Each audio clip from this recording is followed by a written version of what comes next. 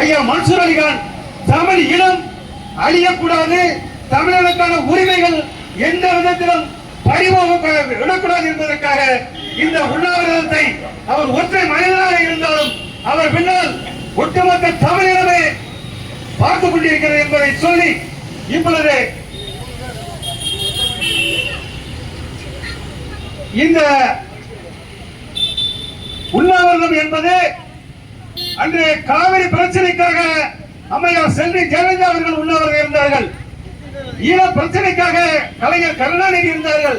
அப்படி என்றால் கலைஞர் கருணாநிதி உண்ணாவிரதம் இருக்கின்றார் ஈழ பிரச்சனைக்காக. காவிரி பிரச்சனைக்காக ஜெயலலிதா அம்மையார் உண்ணாவிரதம் இருக்கிறார் என்று சொன்னால் இன்று ஒட்டுமொத்த தமிழகத்திற்காக அவருடைய உரிமையை காப்பதற்காக இருக்கக்கூடிய ஒரே தலைவன் மன்சூர் அலிகான் என்பதை இந்த நேரத்தில் பதிவு செய்து இந்த